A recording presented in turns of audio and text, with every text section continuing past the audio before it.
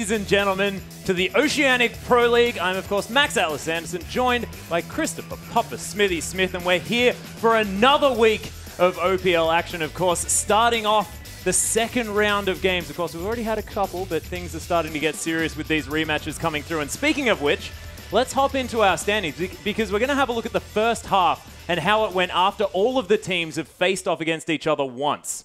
Yeah, so we're in week 5. So these are the standings so far. This is, again, all teams playing each other once. There's 14-game season, so of course Chiefs 7-0 against the opposition. But below them, there's a little bit of disarray. Yeah, Direwolves 6-1, looking fantastic so far, only dropping that game to the Chiefs. Legacy, who we thought were going to be stronger, only 5-2 here. Direwolves and Chiefs coming out ahead of them. But I want to talk about Avant-Garde, who were our finals champions.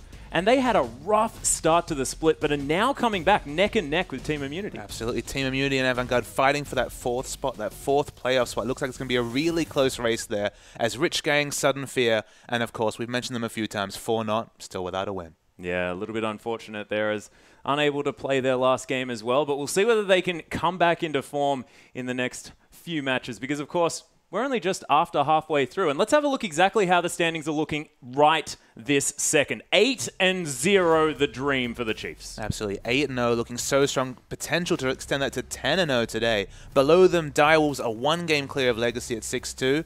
5-3 is the Legacy, as we mentioned. They're playing today. But it's that 4th spot that's so close. 4-4 for both Team Immunity and Avant-Garde. Yeah, and we'll see who manages to get to that top 4 position. Of course, our team's battling it out so that they can get to those playoffs and really stamp their names on the OPL title. And when it's the first ever OPL split, you really want to be that first victor. Absolutely. And Chiefs, look, they put their name forward. Their name, they in their minds, at least, they probably have at least their name kind of penciled on the trophy. 8-0, you have to be confident, beating off all challenges. But when we start to hit the playoffs especially, there's no guarantee the Chiefs are going to win. There's been so many teams that kind of crept up during the playoffs, been those clutch players. The Chiefs, the trendsetters, but by no means the champions just yet. Yeah, and talking about clutch players, we have to have a look at our MVP standings. And there are a few things that make a little bit of sense here, as Swiffer dominating with 50 points already. 50 points. That's 5 MVPs already this season. There's some chatter on Twitter about just how confident he's feeling. He's pocketing them on the LeBlanc especially. Below him, I mean, look at Cheese, though. Team Immunity also in action today. The Swain, I believe, has contributed for at least 2 of those MVPs. And he's obviously got some other champions that he can bring to the fore as well. Yeah, and it just means that every victory for Team Immunity, of course, they're on 4 victories now. Cheese has been the MVP player each time. I mean, clutch players, you know, it's one thing to have 5 and 8 wins, but 4 and 4. That's pretty amazing. And when he's just come into the roster here as well, sort of filling in for Claire, who took his spot, is definitely a fantastic thing. But let's have a look at the games that we've got coming up today, because we're getting a little bit ahead of ourselves. And the schedule is going to be Chiefs taking on Team Immunity as our first match. This one is going to be gigantic as the Chiefs try to make it that 9-0. And then Rich Gang versus Immunity. Immunity wanting to beat them one more time. Absolutely. So they play those first 2 games. Immunity battling for that 4th spot. We already mentioned Avant-Garde not in action today, so they want to extend their lead over Avant-Garde with a couple of wins today. Tough opposition, especially in the Chiefs. But we finish off the day as the Chiefs versus Legacy. That's actually a rematch of our opening game of the OPL. Yeah. Also, the 2 of the biggest teams in the league. You know, the winter finals as well. The winter finals, 1st and 3rd in the standings. A massive 3rd match before we finish off the day with Legacy taking on the Rich Gang. Yeah, and of course, guys, if you want to let us know exactly how you're feeling, anything based on Underwater that I seem to be obsessed about, make sure you tweet to us using that hashtag #IamOPL, and we'll try and read them out, because it's just fun to talk about OPL, guys. Come on, let's do it. And you don't have to be underwater, I guess. It's fine. I mean, if you're talking through a snorkel, like that'd be something. It sounds like hilarious. Just work towards. I mean, it doesn't need to be underwater. It could just be snorkeling. You know, maybe there's some divers in our audience that just want to just throw some things out there. That's what you're looking for. Yeah. Maybe we can cater to you. I'm not sure what our fans can do, but we can hold out hope. I don't know how this has become a thing, but I'm sorry, everyone. Let's hop into our first match, ladies and gentlemen. I must stop you, Atlas. Oh, okay. Because we need to talk about one other resource that we have to provide with our fans. OCE.lolesports.com. I nailed that one. It's on the screen right now. That's where you can get all the information on the standings, the schedule, and of course the VODs for some of the games we've talked about. We've already seen half the league come through. If you're just joining us now, go back and watch some of those games. We've kind of spoiled the Chiefs ones, so you probably know who wins those. But there's some other really good matches there. Yeah, some brilliant stuff. And of course, check out Cheese as well. This guy on the Swain, when he gets it, looks incredible. But now, Papa Smithy, we can hop into our first matchup, which is, of course, going to be between the Chiefs and Team Immunity. And the Chiefs looking to make it 9-0. But the difficult thing here is they're against Immunity and Legacy, the two teams that were able to take games off them last season. Of course, the Chiefs didn't actually fall to anyone else other than Immunity and Legacy, so things are going to be quite difficult. And even if you take into account there's role swaps on both those members, both those teams, both Chiefs, both Immunity and Legacy have had role swaps since they beat them last year. Just simply look at the league standings. We're talking about Chiefs against the 3rd and 4th place teams, their top opposition. If you look at the rest of the Chiefs' schedule for the rest of the season, they play against those lower half teams especially. So these are probably the biggest 2 tests for the Chiefs. And the Chiefs versus Immunity, we actually saw this match week 4. We've seen this match very recently in the OPL, and it was a nail-biter. It was a really close one, but one key moment really stood out that changed the game. Yeah, it certainly did. But Radio, actually, he tweeted in and spoke about how he actually is very conscious of the fact that they need to focus on those playoffs. And, of course, the Chiefs losing Winter, that was a massive impact on them, and they still have that in the back of their minds, still playing with as much focus as they possibly can to guarantee that position. Even though they're on 8-0, every single game matters. Yeah, and the focus is something that's actually translated to the gameplay as well. We've seen the Chiefs, they've been behind in early games, they've been behind in mid games. Even against comps that theoretically outscale them, they've been in positions where we're like, I'm not sure how the Chiefs are going to get back into this. But that veteran team, the shot calling that's possible with 5 members that have stayed in the lineup for so long, has come through and really leveled up and ground out those victories. But there's definitely one key moment that we can illustrate for the fans here, just to really see the key moments. So again, this is a very close game. You look down Immunity's comp, there's actually a lot of power scaling here. This was looking like Immunity might be able to take it from Chiefs in the late game. So Immunity pick up the Dragon, and what happens? None other than a massive face check. Yeah, and look, J.K. Smithy actually pops Dominus to go into that brush and gets caught out. I mean, you can see the ricochet damage coming through. This is Radia on Sivir, 500 range carry. If Immunity were not grouped up, if they wasn't able to get so much physical damage, they had no armor on their lineup. You can look down the left side. The armor wasn't present. The ace came through very quickly. This, of course, led up to Baron and a whole load of Snowball. And Immunity, who were in an unassailable position at that point. They were looking great. They just picked up Dragon. They had position on Chiefs. They even knew where they were. You can't deny that with Dominus being popped. Got aced and lost the game. Yeah, didn't even manage to get a ward in there as well, which is why Radius managed to stay so safe, because he just walks back and he's still in that brush again. And we'll see whether Team Immunity can get another lead like that and whether they can actually carry it through this time, because, of course, MVP Cheese up against MVP Swiffer. Only 10 points separates these mid laners, these stars for their team. And we'll see whether that's going to be the lane to watch, because, of course, everyone has a lot of star power. And another thing we have to talk about is J.K. Smithy no longer here. Ryu in the top lane now for Team Immunity. Yeah, he's definitely subbed in for at least today. You know, we've heard murmurs about J.K. Smithy, but the captain, the previous shot caller, not in the lineup. Ryu comes into the team. Yeah. A lot about this player. There's a lot of talk in SoQ about his ability. We don't know much about him, but we're ready to see something different. Of course, it opens up the top lane champ pool, you'd have to think. Yeah. It's maybe not just going to be, that tank role player with a bit of rumble thrown in. It could be something totally different from Ryu. Yeah, we'll see whether he brings that poppy top into the OPL. I'm looking forward to it. Rek'Sai Xerath going to be banned away from the Chiefs here, though. Xerath aimed at Cheese, an intelligent ban there. He has picked up one of his victories on that champion, and Cheese, very much a comfort player, but Kalista being banned away from Radia here. Yeah, I mean, Kalista, we've actually seen it twice, I believe, so far. 2 victories. Of course, 8 victories, so 2 victories makes sense. The big champion not banned here. Actually, the first respect ban comes through the LeBlanc. Interestingly, Chiefs 3 bans against Immunity.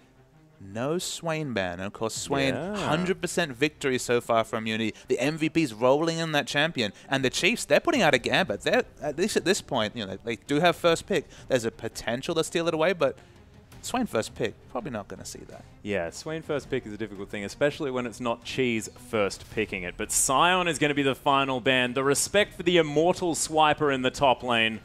And he's just going to insta-lock his Maokai. That's going to be his 3rd game in a row on the tree. That's the closest he can get to Sion, right? Yeah. He wants to be unkillable. He wants to be a frontline for his team. Lock in the tree, and it'll all work out, whether it's lane swap, whether it's 1v1. Maokai is always competitive. He used to be a flex pick. Let's be real. It's going to be top Maokai coming through. And one thing we haven't mentioned, Atlas, of course, we are jumping patches. We're on 5.4 today. So many little changes in this patch. We'll have to see how the champ select develops, but, the team's been practicing this patch for about a week now. for something different and competitive. Yeah, and the thing that I've noticed is that there is a certain Riftwalker no longer in the picks or the bans thus far. Of course, that Riftwalker taking a massive hit, so Cassidy may not be seeing play today, which I'm happy about, because to be perfectly honest, I mean, Cassidy's just ridiculous. He's been around for so long. You know, he was taken down with that rework, and we thought, all right, Cassidy off the ban list, and he came straight back up, even as a flex pick. He even got flexible. He even made champ selects that much more difficult to navigate, because like, oh god, we don't even know where this Cassidy is where's he going?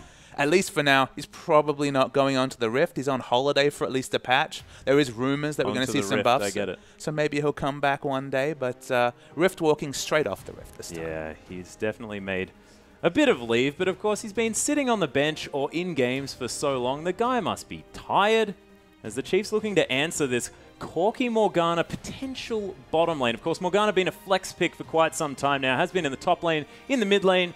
Wouldn't be surprised to see her in the jungle. Of course, actually her passive works quite well in the jungle. I believe it's been done before. There is some potential in it, but She's just everywhere. We're going to commit to her. Probably not going to be in the jungle this time. Probably not the ranged carry Morgana, even though it has that ability to be CC reduction. So yeah, it's probably going to be the Corki Morgana bot lane. Corki especially, we all know about the Trinity Force rotations. Neither the item nor the champion seen a hit. So definitely one of the strongest champions on this patch 5.4. Very, very strong, does the same thing and does it so reliably. So lock it in early and be happy. Yeah, and it's a little bit unfortunate because T-Gun hasn't really had the best time so far on this Morgana. He's suffered 2 defeats on that champion, not necessarily his highest sort of strength champion as far as the results are concerned, but of course sometimes you just have to give it another go. Janna and Vi are going to be locked in though, so there is so much lockdown from the Chiefs, and now with some disengage as well, but not a whole lot of damage thus far. We'll see whether Spooks builds a Trinity Force or something like that. There is the potential. Carbon, of course, has been, who we'll see later on the Rift today, really picking up the damage on those carry junglers, like the Rek'Sai in particular. Again, and the farm too, a little bit. The farm. We'll get to that point later. He's been racking up the CS values, but the more important point I'll say here is that top Morgana, I think, has to be regarded just because, again, Ryu is a different player. It's not going to be JK Smithy. Morgana definitely not a JK Smithy champion in the top lane. But certainly, with this roster change, anything's possible. Yeah, Zahi is going to be looking at his Lee Sin here, and I'm actually surprised that Spooks has locked away that Vi. Of course, Spooks only played 3 champions thus far. He's 4-0 on the Lee Sin. That would have been a pick that he'd very much like, but it is going to be Ryu opting for the Rumble here in the top lane, and Zahi is going to get his very comfortable Lee Sin. Yeah, I mean, moving away from the streaky champions that he had so much success with, the 4-0, as you mentioned, half the games, all victories, you'd think he'd just lock it away, but Spooks likes to throw some curveballs. He definitely goes through weeks where he's like, I'm feeling the Vi, smash and solo queue with it, why not pick it up in competitive? Of course, it's very, very viable, and we're not going to see too much. Beautiful. Just Please. She's probably the most viable pick in the game. Let's keep going. No, please. No. I realize what I did now. It wasn't on purpose, I promise. Okay. But remember, 5.4, we're not probably going to see so much jungle diversity this patch. Nidalee, Rek'Sai, Jarvan, the Vi. Probably going to see a lot of those big power picks come through, and the Vi is the one locked in. Yeah, I find it interesting that sort of only the Rek'Sai was what was on that ban list as well, because a lot of these champion selects we've seen dominated by a lot of these junglers, but Rady are going to go back to the Jinx, and Swiffer going to try his hand at the cursed Orianna in the mid lane. This is something totally different from Swiffer. We've seen so much assassin play, specifically the LeBlanc and Ahri have been his calling cards. That's what's gotten all the MVP. So for him to go to Orianna is a real surprise to me. I actually talked to Swiffer during the week, and he was like, I really want Orianna to come back. That was something that he told me. And look, he's bringing it out in competitive. It can't really take the game by the scruff of the neck in the mid game. It's more a 2-item power slide. It's not just Athenes. You don't have a lot of damage. Of course, with a Wombo, you can get anything done with the Shockwave. But it's when the Death Cap comes through, the utility scaling comes through, and the burst is kind of balanced, Orianna comes through. But given they're so focused around the early to mid game, the Spook, Swiffer, synergy, the rotations, the dragon fights, the Orianna, it does open up windows for Immunity. And you can see Immunity didn't expect this. They're taking a long time to lock in, and eventually they go with that Ezreal. Yeah, Uberbro actually going back to an old comfort pick here, and I like it. Has that arcane shift in order to get out of the way of the gigantic tree coming at him. It's not going to be Uberbro. Oh. Wait, what? Wait, Okay. Do you need an adult? Are you all right I think I do. I don't know where I am. This is going to be cheese on the mid Ezreal, because we've seen plenty of mid Ezreal play out of Faker. It's not a cheese champion. This does not look like Swain. No, it's definitely not Swain. I think that's Ezreal. It's definitely Ezreal. It's something different from cheese. he's looked so good on the comfort that we have to kind of exactly. wonder how this is going to go. But I like the pick. Of course, it gives them so much poke. I mean, Ezreal in lane is so safe. In the mid lane, now with the casted nerfs, the 475 range, I believe it is, Arcane Shift is actually bigger than Riftwalk is. So he has like probably the most reliable mid lane escape out of any champion. So very safe. That's a good point. Against Orianna, who, of course, it has the shields, is a reliable laner, can clear from range.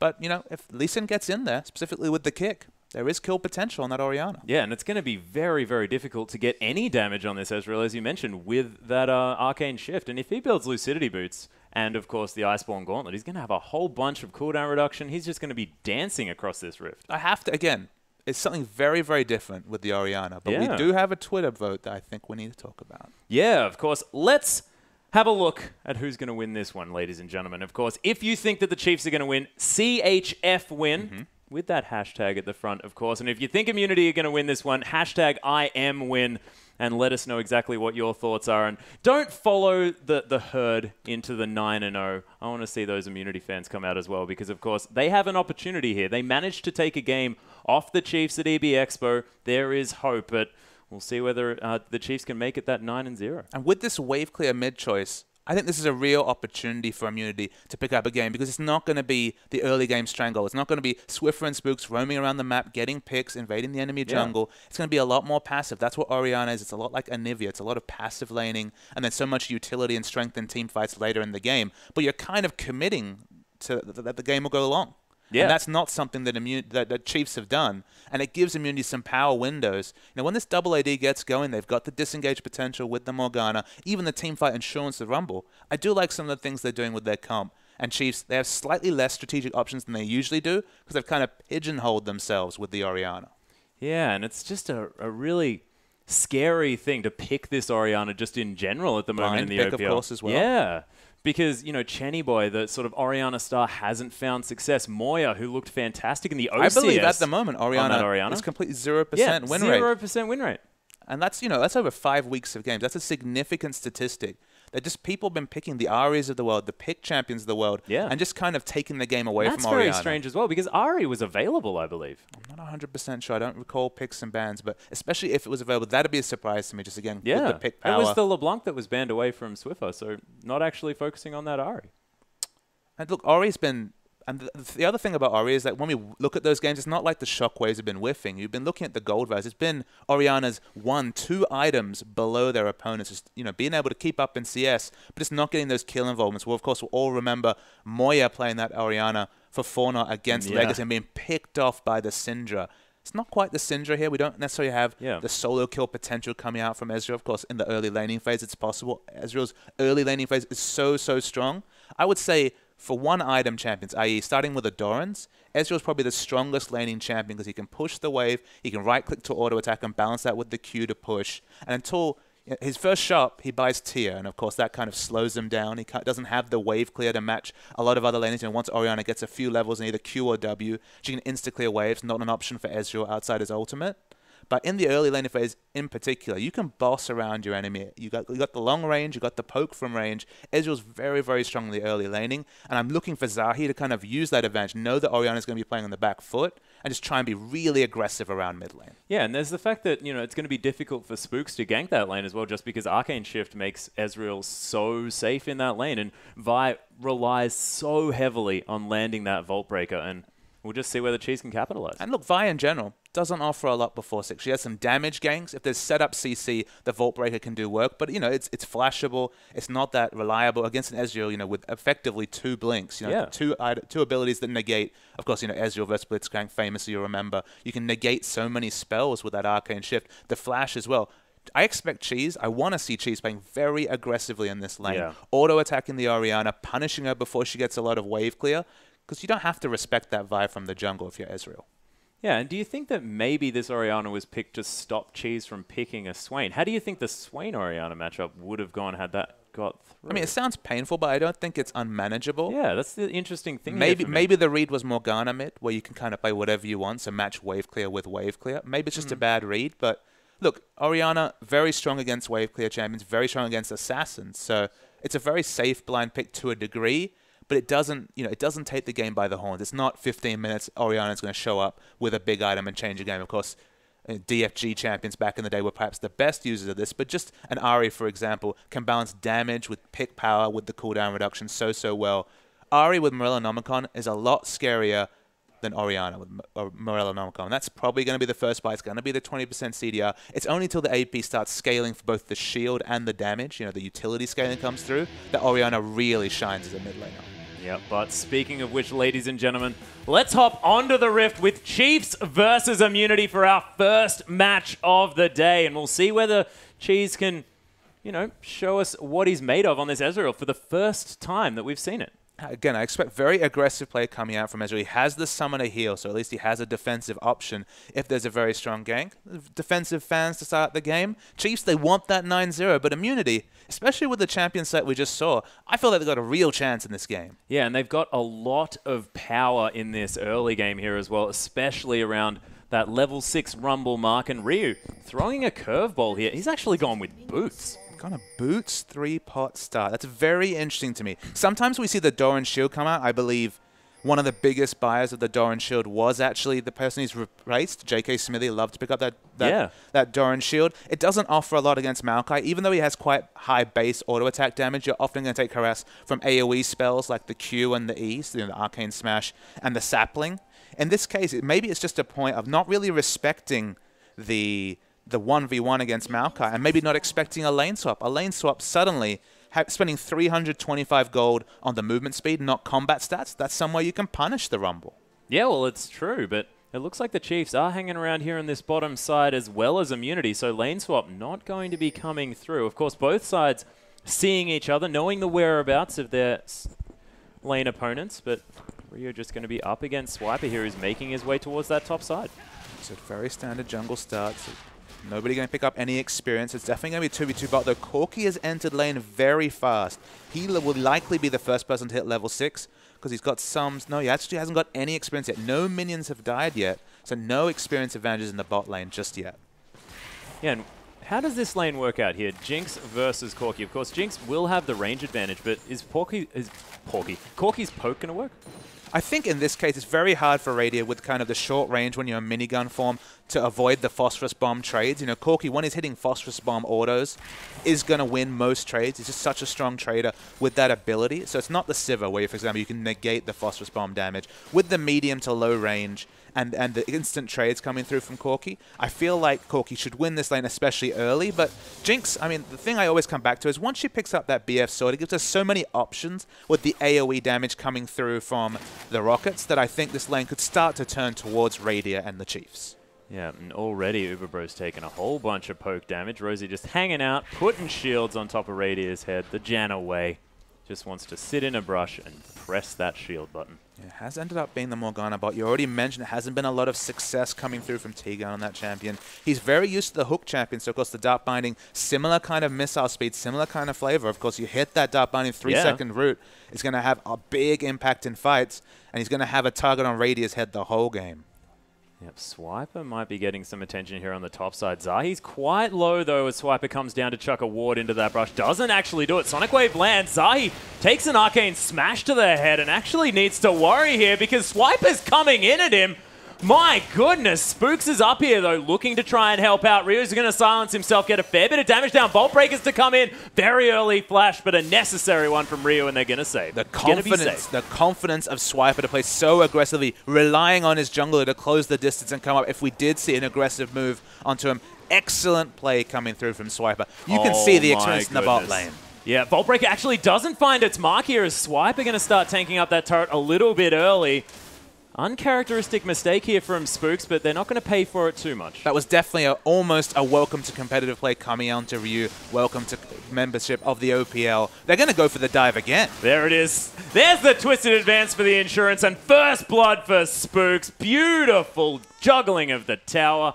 Although Spooks did have to flash, but first blood pretty easy there in the top lane. I'll rely on you and say maybe he had to flash. I wasn't 100% sure he was going to be able to walk very close to the edge, but just not taking a risk. No need to, Vi. She got a pre-6 gank off. She's kind of snowballed in what we'd expect. You know, she's probably feeling better than expected with that early first blood. Can go back, picks up the Ranger's Trailblazer. Of course, it now costs gold to switch between those jungle enchants, so more likely that both these junglers are kind of locked in their early enchant, focusing on farming from both of them.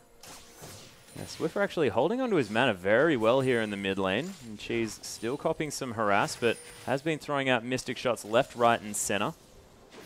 Again, I like the fact that Cheese is not respecting Spooks. I mean, now that he's sent him with his flash down, you can almost doubly do that. But in this Ezreal vs Orianna matchup, in Ezreal in a short lane, play aggressively, try and deny the CS to Swiffer under turret. He hasn't really built up the lead that I might have expected. He's even in CS with Orianna, so Swiffer's done very good at last hitting. But well, under that tower, that was one of the most beautiful last hitting demonstrations I have ever seen in my life. It was just a joy to watch. Just record a video for the fans for later. I want a tutorial. We'll hopefully get a cam of just Swiffer and just watch him farm this whole game. The hand cam, just to see the APM when he's hitting those last hits under turret. It's beautiful. It's absolutely beautiful to watch. Radier doing some nice farming himself there, picking up a creep with the zap.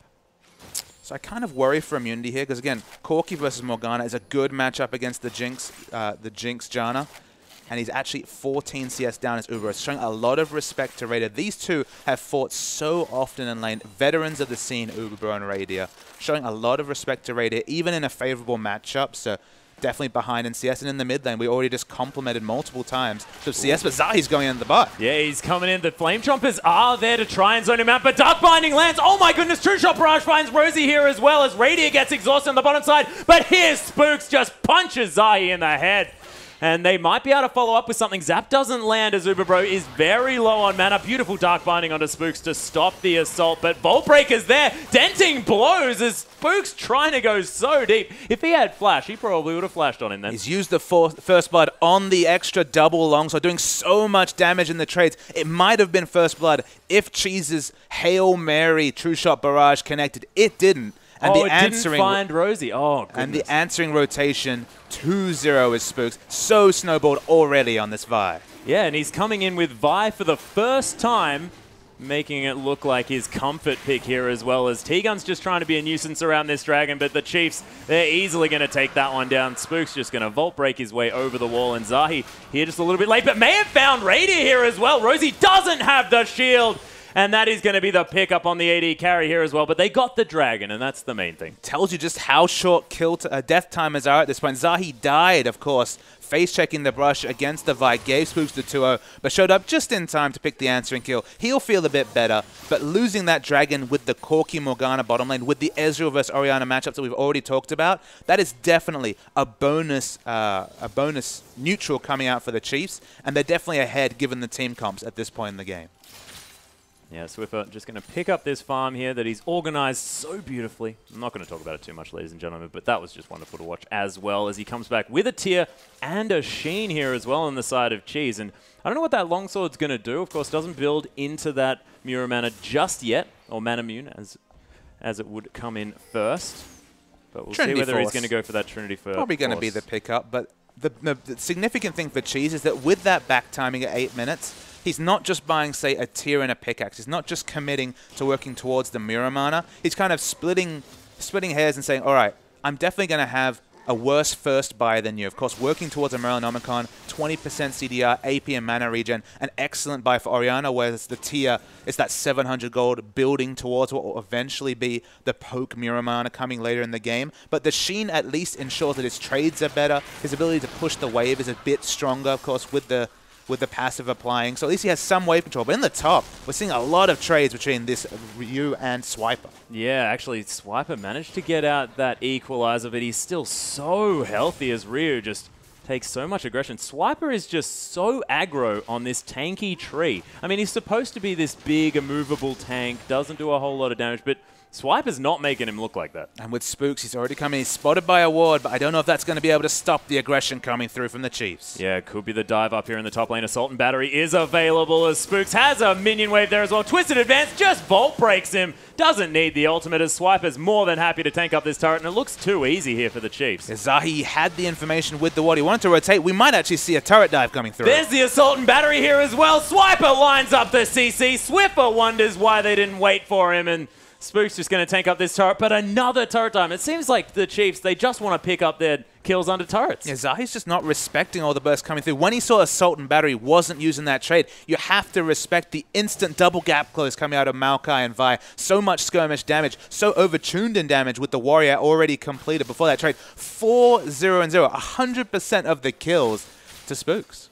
Yeah, may not be Swiffer's day this time. It could be the Spooks MVP. But let's not speak too soon, ladies and gentlemen, as there's only a 2,000 gold gap. The Chiefs are ahead most definitely, but we'll see whether Immunity can turn it around. Of course, their comp going to hit some power spikes coming up relatively soon with Corki building towards that Trinity Force. Has gone with the Sheen first, so wanted to max out on that poke damage, and it made sense. We saw that Dark Binding hit in the bottom lane, and the Phosphorus Bomb auto attack did a lot of chunking onto Radier here. I mean, you really want to start with the Phage if you can afford it, just because it gives you that 10 movement speed on auto attack, especially when you last hit a minion, it gives you a bit more movement speed. The significant factor there is that you hit an auto attack, you move faster towards Radier, then you can position your Phosphorus Bomb just that much better. It's so smooth when you have the Phage trading with Corki. Of course, the burst damage trades that are possible with this Sheen, you know, maybe actually just looking at the range of the matchup and just trusting that he's able to hit the Phosphorus Bomb, he'll be doing more damage, but again, less health, less attack damage,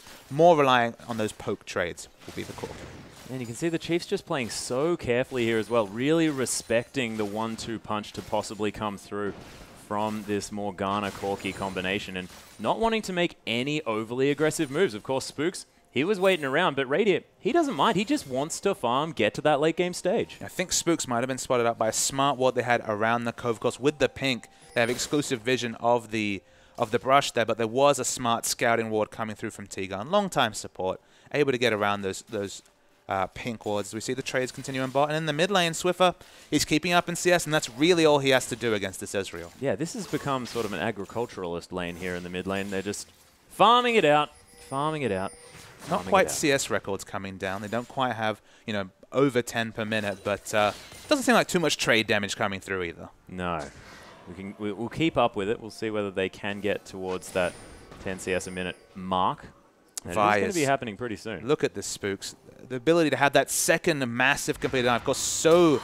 oh my goodness, here's the flash Soul Shackles though, as Radiant forced to flash away from T-Gun. The teleport to come in, Zap lands onto T-Gun here as well as Howling Gale. Super Mega Death Rocket as Radiant comes in. Spook steals the kill. 100% of the kill still here as Radiant finally picks one up that isn't from Spooks. Yeah, T-Gun was the one that aggressive initiated, used all his summoners and the Soul Shackles. Oh my goodness, everyone's here. Welcome, Swiffer, to the bottom lane. This is where everyone dies. Remember, Atlas, Immunity engaged that trade with the Flash Soul Shackles and still are completely out-rotated by the Chiefs. Ezreal stays in mid. We're going to see a replay coming through. Flash Soul Shackles, that's what starts this fight. That is an aggressive call by Immunity, but they've been answered so well. When you have the teleports coming through, Maokai's going to do so much more in this situation with the lockdown CC. Spooks comes out just at the right time.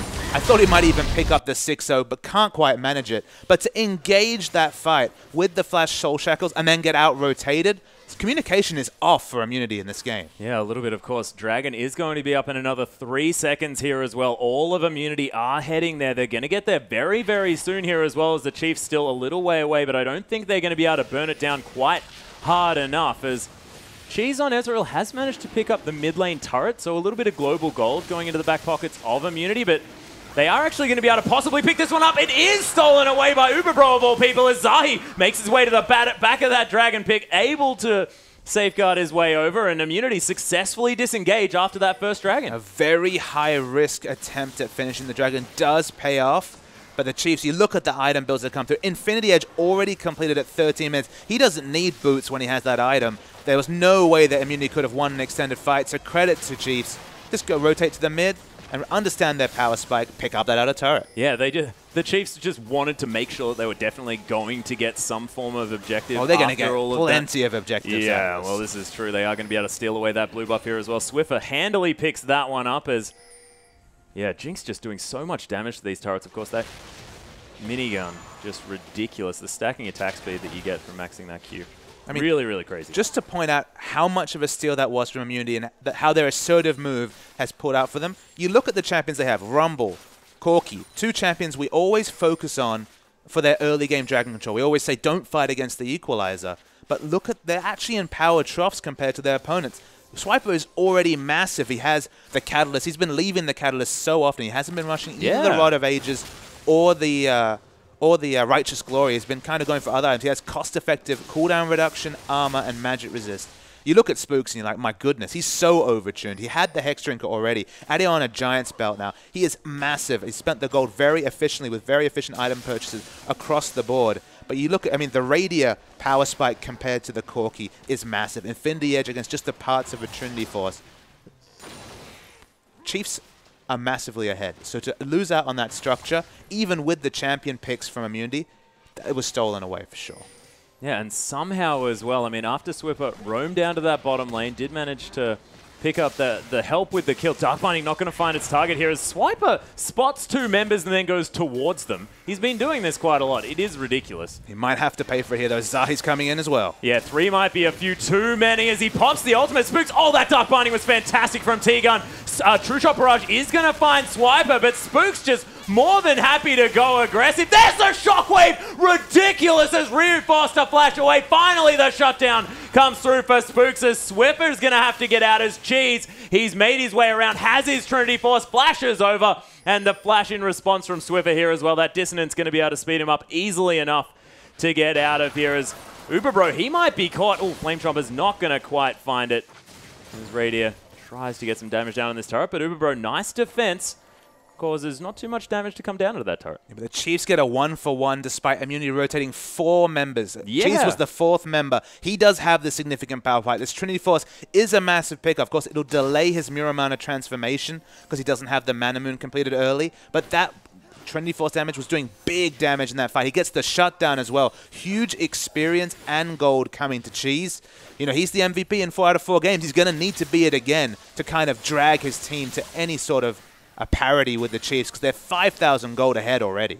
Yeah, and so far, I mean, this farming display from Swiffer has been amazing in the mid lane and a lot different from the other Orianas we've seen. A lot of Orianas have been focused in the early game, and just because she's not quite as mobile as Swiper, again going to get some attention. She's landing all of the skill shots onto this Maokai, but he's pretty tanky. True Shot Barrage gets dodged, but it doesn't matter, as Cheese able to pick up his 2nd kill for the game. And Cheese definitely buckled up his carry pants. He knows that he needs to be the one putting out all the map pressure. His jungler, Zahi, that's the one, you know, when you talk about the Orianas, it's been the junglers that kind of been camping those Orianas, taking advantage of their relative immovability in the mid lane. But Zahi, he's been answered every turn by Spooks. It's been one of those situations where when you watch those Samsung White games back in the day, and Dandy was always there for the counter gank, Spooks has always been there for the counter gank, even turret diving Zahi after a failed gank coming through from him. So he's been the one held down.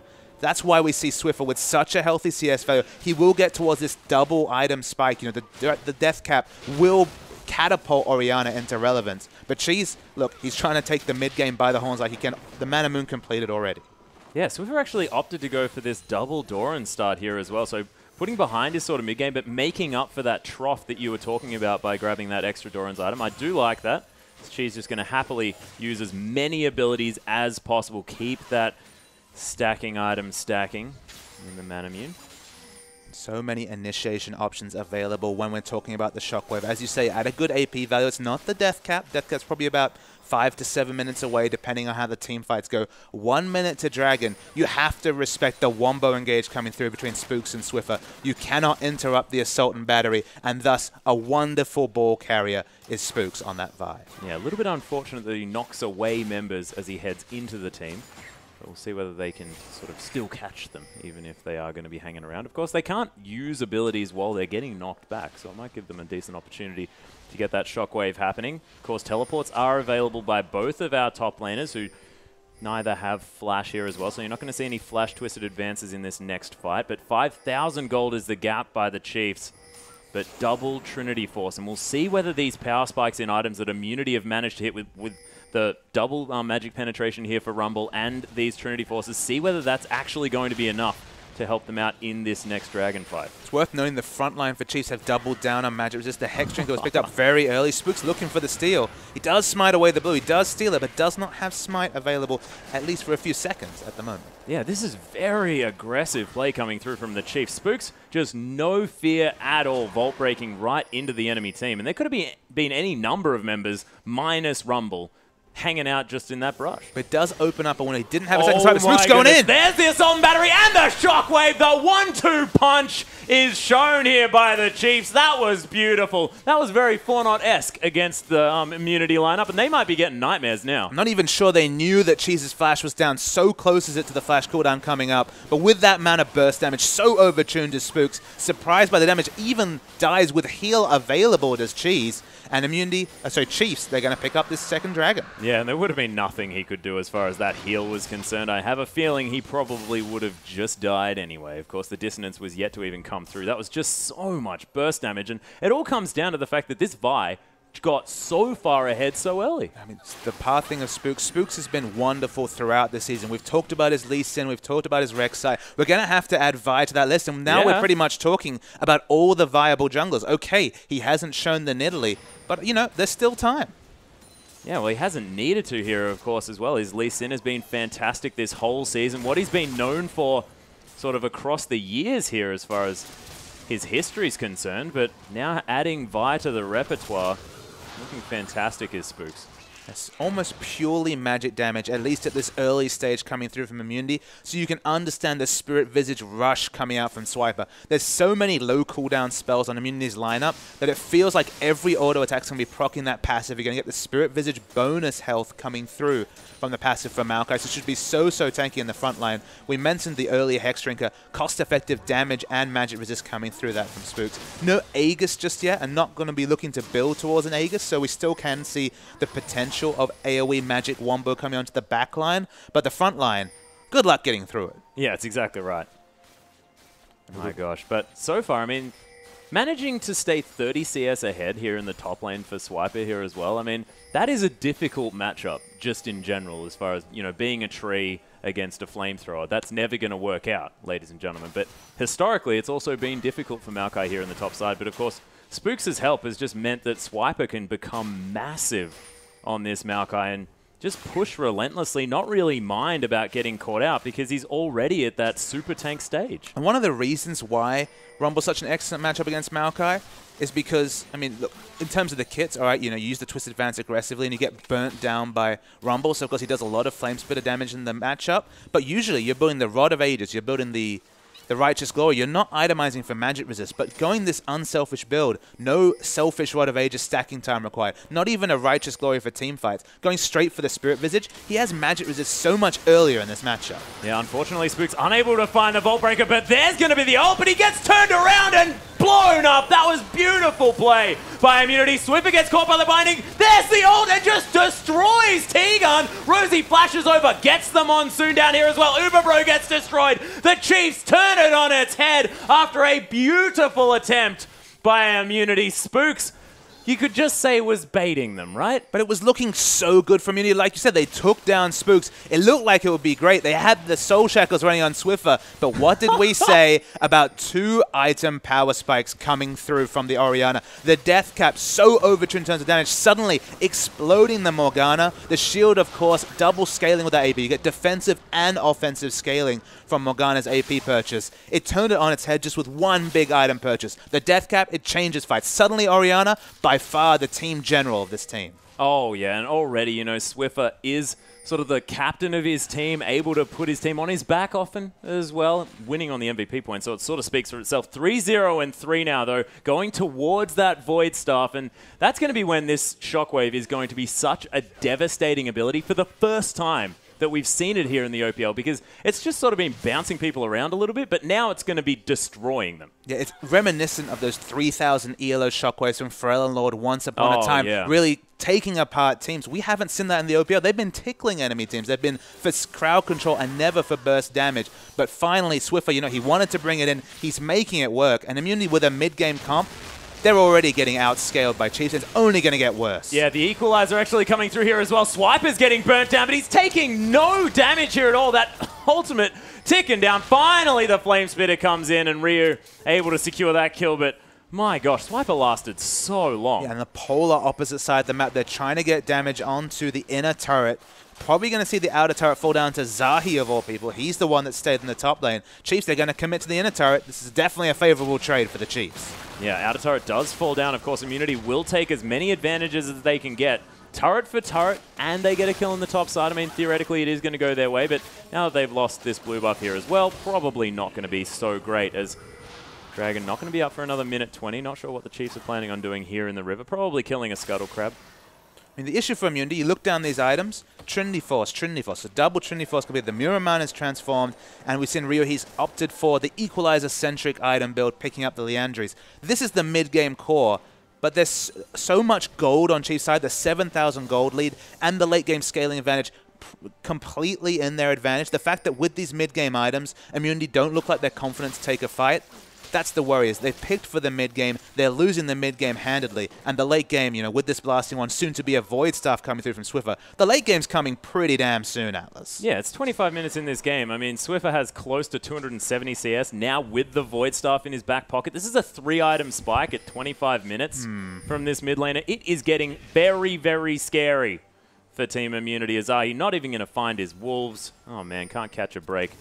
This Lee Sin. Spook's going to be wandering around this ward here as well that has been put down. Nice clearing work going to come through from Immunity. They're looking for a potential fight. If they keep this level of vision control and manage to get a pick here with T-Gun, they could manage to turn things around. But we saw that happen before and it didn't quite work. We'll see whether the Chiefs are going to be able to just brute force their way to this Dragon. We have to see very good positioning coming through from Immunity. This Shockwave will delete people. They need to stay unclumped. If they clump up, we're going to see fireworks coming through from the Swiffer Orianna ultimate. He's going to need patience. He's going to need to hold it. But if he gets a 3 or 4-man Shockwave, Immunity have absolutely no mana. No Aegis coming through. Void Staff complete. It's going to wreck the fight. Yeah, Raider actually with that Vampiric Scepter here as well. Oh, actually, Zahi going in, tries to get it. He steals it away. He dies for it, though, as now the Chiefs trying to turn this one around. Uber Bro, he's going to take down Rosie as Assault and Battery comes down onto this Corki as well, and he's going to be dead as Cheese forced to flash over that. Vault Breaker was outstanding as Raider's going to get excited, and T-Gun,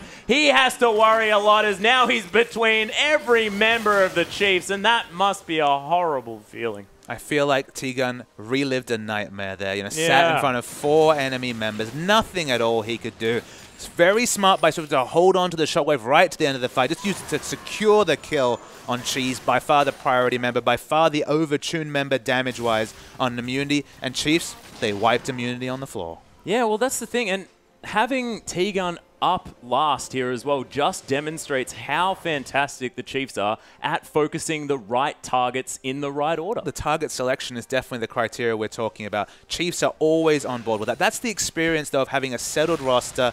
They're all very much in tune. They're friends outside the game, and you can see the results of just sticking with that. But it's significant. You know, even after they stopped winning in 2014, they didn't look to tweak the roster. They just doubled down on support staff, on just returning to their core strategies, and it's paying off here. Even with the Orianna, we're finally at this point, at least at 27 minutes, I'm making a bold prediction here. Of course, with a 10,000 gold lead, not that bold. It looks like we might actually see the first victorious Orianna, and it's probably no coincidence it's going to come from Chief Swiffer. Yeah, that's the thing, of course. The first player to play 7 different champions here as well. Actually, no. Him and Cheese. Now both on 7 unique champions. Which, again, reflects very good on both those players. They have the flexibility. And look, Cheese's Ezreal's been excellent. You know, he's definitely been the standout member for his team, but Zahi's been the one. It's not necessarily the poor performance from Zahi. It's just the timings that he's looked for. He's been counter-ganked mercilessly by Spooks. Spooks is the one to talk about. It wasn't a coincidence that he was 5-0-0 very early in the game, 100% kill participation out of the first 4 kills. On a Vi, you have to remember, this is on a champion not known for a skirmishing pre-6. I mean, Spooks took this game and completely overturned it on this Vi. Yeah, and actually going to be building a Frozen Heart on Vi here as well, not going for that Randuin's Omen. A double Frozen Heart. Of course, Maokai and Vi are going to be at very different parts of the fight, potentially. Unless it's Iceborne Gauntlet and Randuin's. Probably not going to be that, but there's always the potential. Could happen. I mean, she's a decent Sheen user. And maybe it's just the mana needed, a bit of cooldown reduction. It probably fits. I mean, Glacial Shard's a wonderful item to build. Gives you those tanky stats, but of course, cooldown reduction, very useful offensively and defensively. So no reason not to pick it up. It's at a very nice gold value as well. I mean, the Chiefs are looking good everywhere. Of course, Swiffer at this point has so much AP that the effective health of all these members is massive. Zahi flashes in. Yeah, he's trying to find something here, but Radiant just going to shoot him as he wanders around doing nothing. True Shot Barrage on a couple of members as Cheese. It's going to run from an excited Radiant as Zahi falls down, and I don't know what immunity we're going for, but I don't think it worked. Unfortunately for Zahi, that's kind of been the story of his game. Going for something aggressive, going for something decisive, flashing in, and then just it failing. It just hasn't come off for him, whereas Spooks at every turn has been greeted with kills. 17 out of 18 kill participation for the Jungle Vi, and unfortunately for Zahi, this game, it's not a good one for him. Yeah, it's not quite working out as Tegan going to try and take down this pink ward. Oh, Darkbind is going to find Swiper and do absolutely nothing. Brilliant equalizer, though, here in the back line as Radier and Swiffer get burnt down. Ryu, though, Spooks into the back line. Tegan gets ulted, and Ryu just dies. My goodness, the damage from the Chiefs as Tegan taking this minigun to the head. Excited Radier going to come toe-to-toe now with Uber Bros. Forced to flash away. The follow-up flash from Radier as he finds the autos. This Jinx is so massive right now. He'll reward himself with some Raptors. And you're not going to get away from Swiffer just constantly reapplying the dissonance, giving him so much movement speed. The get excited wasn't enough to close the distance. But of course, the W comes through from Orianna, changes everything. Cheese is going to pick up blue buff, but just watching his team kind of fall apart in front of him. 13,000 gold. The Baron wasn't picked up, so that's a significant thing. Even as a 4-man unit, able to keep the Baron away from Chiefs, but you have to feel it's just a matter of time before that changes. We're going to see the replay. The Equalizer does a lot of work. There's no Aegis on this Chiefs lineup. You can see the carries are chunked down very quickly, but the re-engage comes on. The Shockwave's not available, but Radier, he's like an assassin in the backline doing so much damage. 2 hits, T-Gun. Sorry, 3 hits. My apologies to T-Gun. Yep. And the chase continued. Corki couldn't live, and they're straight back at Baron. Yeah, this is almost like it's another replay, ladies and gentlemen, but the Baron actually now down to about 3,000 health. Look at the 2-man Shockwave there as well. Zahi, doesn't manage to get the steal, and he dies for it anyway. Valiant effort to come down. Super Mega Death Rocket gets Radier excited as Cheese is going to be the next target. Zap doesn't find him, and the Mystic Shot's going to deter the Chiefs from moving further forward at this push, but you have to think that this could be the end of an inhibitor for immunity. And you think no one is happier with the move towards the Maokai Orianna comps than Radier. On this hyper carry Jinx, the shield and the movement speed can position so aggressively in fights. No pick champions. Oh, the flash over Ryu there as well to make sure he doesn't take damage from the Vault Breaker. That was beautiful from Spooks.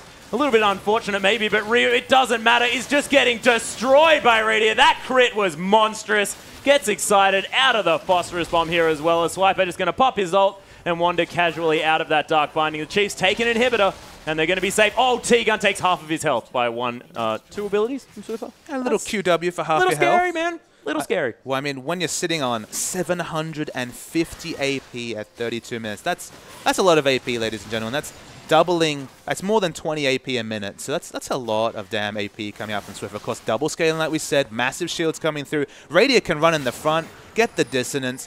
The moment that we see a reset, and look, it's coming between the double shield of Jano and Orianna, the extra 80 to supplement the massive amount of damage. Infinity Edge, Bloodthirster, Phantom Dancer working towards the Last Whisper. Massive is on items. And he can just do whatever he wants because there's so much shielding coming through that he can position anywhere in a fight, and he's deleting people on that Jinx. It's just ridiculous. Now has Rosie just zooming towards the members of Immunity. The Howling Gale not going to find anyone, but T-Gun gets caught, but doesn't matter. He has the Black Shield and just dies instantly as Uberbro now in so much trouble. Oh my goodness. Super Mega Death Rocket doesn't quite find its mark as he's able to move his character down a little bit as Spooks. Oh, Ryu. I'm sorry that this had to be your first game, my friend, because it hasn't been a great one as the Chiefs just destroying Immunity in that last fight. And this has been a clinic, Papa Smithy. It's absolutely been a clinic. Playing around a hyper carry, playing Orianna as well. Orianna on a 0% win rate. If the Chiefs have anything to do with it, it's going to go up significantly as the Chiefs, they wipe Immunity on the floor. They're going to win this. Look at that Shockwave. Oh my goodness, he dies on the fountain as Radier goes legendary. The Flame Chomp is on there as well. What a dominating victory by the Chiefs. 750 AP Shockwave into a 750 damage AoE crit coming through. Oh man, Orianna is the best champion. Why don't more people play her in the OPL? Well, we've seen plenty of indications that might be a facetious statement coming through from you. But it works for the Chiefs.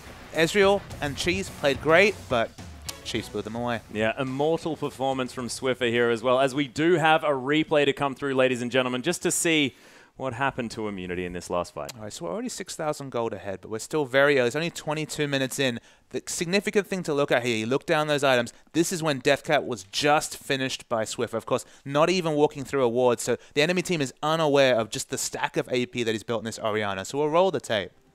coming through. Ryu, he finds a lot of enemies, no fun whatsoever, and Spooks goes so aggressive. This is the first time that he's just been too aggressive. It was a very smart kick from Zahi, and they pick up that first kill, and they see Swiffer, he's eating the bind, they're like, all right, let's go and assassinate him. Very smart, but instant kill comes through with the death cap damage, the shield coming on to reapply. Swiffer lives through this whole fight, and then the rest of the members of Chiefs are there. Radiant already has the Zero and Infinity Edge, and rounds out the fight, but you can see it was so close. If it wasn't the death cap being complete, if it was still just sitting on all the gold and just an this large rod, he might have died instantly to that pick coming through. It would have been 2 picks, could have even been a Baron even that early for immunity. But the death cap made all the difference. Yeah, and of course, Rosie there in the backline as well, flashing over the wall, getting that Monsoon, looking brilliant on this Janna. One of his strongest picks. Actually, the first champion for him to play 3 times in a row. I apologize, Rosie. I got my stats wrong. You've only played Leona twice. It's my bad. So admitting it now is something that you've really got to do. But we do have another match coming up, ladies and gentlemen. Immunity are going to be taking on Rich Gang after this, and we'll see whether they can bounce back from that pretty difficult defeat. Guys, don't go anywhere. We'll be back in 3 minutes.